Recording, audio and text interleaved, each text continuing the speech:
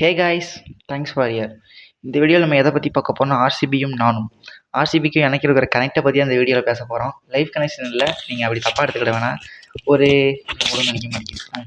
ஒரு 2014ஆம் ஆண்டு ஒரு சிறுவன் 5ஆப்பு முடித்து விட்டு லீவில் என்ன பண்ணுன்னு தெரியாமல் அப்படியே டிவி எடுத்து வச்சா சோனி லீவு. ஏன்னா அவங்க இப்போ ப்ராட்காஸ்ட் பண்ணிக்கிருந்தாங்க ஐபிஎல்ல. வச்சா ஆர்சிபி வர்சஸ் கேகேஆர். நான் தான் பார்த்தேன் ஃபஸ்ட் மேட்ச் நினைக்கிறேன் ஐபிஎல்ல.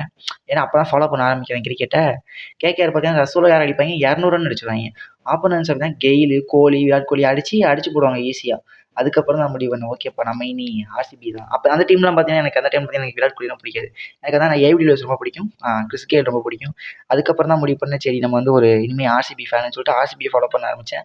அந்த சீசன் மட்டும் இல்லை, அதுக்கு அந்த சீசன் எல்லாமே ஒரு 3-4 சீசன் பார்த்தீங்கன்னா டாப் 3 நல்லாயிருக்கும். ஆனால் பவுலிங்கும் ஒன்றும் இருக்காது, ஸ்பின்னு ஒன்றும் இருக்காது, மிடில் ஆர்டர் ஒன்றும் இருக்காது. இவங்க 3 பேர்த்தில் யாராவது அடித்து வின் பண்ணால் ஜெயிப்பாங்க, அப்படிதான் டீம் இருந்துச்சு. நமக்கு அது பிடிச்சிருந்துச்சி. சரி நம்ம ஆர்சிபியை ஃபாலோ பண்ணணும்னு சொல்லிட்டு ஆர்சிபியை ஃபாலோ பண்ணேன். பல கேலிகள் கிண்டல்கள் எல்லா டீமும், எம்ஐ ஃபேனாக இருக்கட்டும், சிஎஸ்கே ஃபேனாக வச்சு செய்வாங்க. பட் இருந்தாலும் ஏற்றுப்போம்.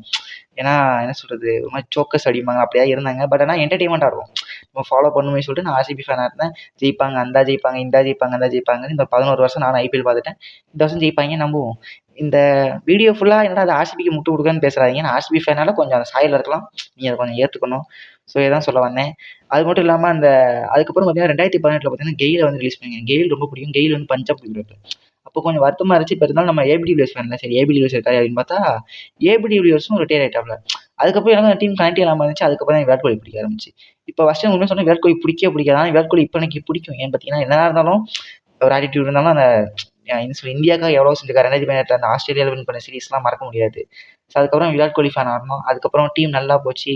என்ன சொல்கிறது, ஒரு பிளே ஆஃப் வருவாங்க, தோற்று போயிடுவாங்க, ஃபைனல் போவாங்க, தோற்று போயிடுவாங்க. இப்படியே தான் இருந்துச்சு. சில டைம் 7வது இடத்துல 8வது இடத்துல லாஸ்ட் இடத்துல முடிச்சாங்க. பட் இருந்தாலும் நம்ம ஏற்றுக்கிட்டோம்.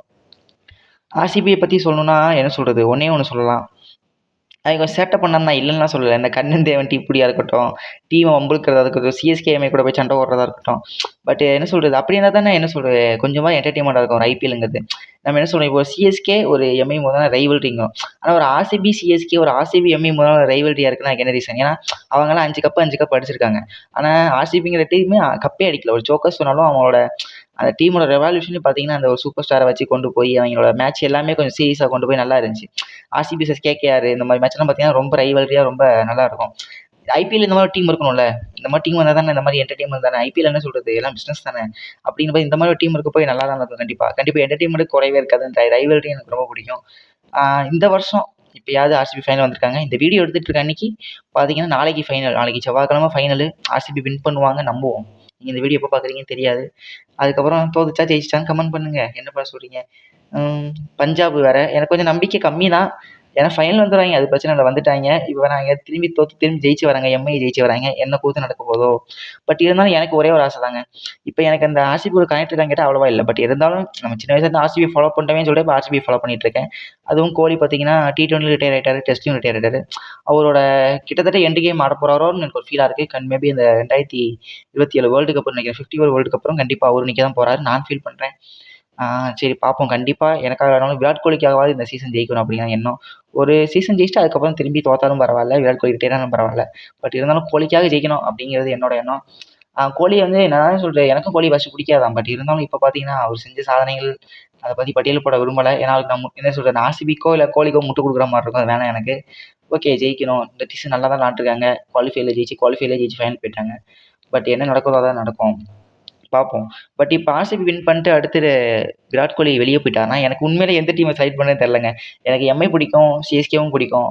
அது போக பார்த்தீங்கன்னா ஜிடி பிடிக்கும். தமிழ்நாடு பிளேயர்ஸாக இருக்காங்க, சாய் சுதர்சன்லாம் ரொம்ப பிடிக்கும். பட் ஆனால் இப்போ ஆர்சிபியில் விராட் கோலி போயிட்டால் கண்டிப்பாக ஆர்சிபிக்கு நான் சப்போர்ட் பண்ணுறது கொஞ்சம் கஷ்டம் தான்.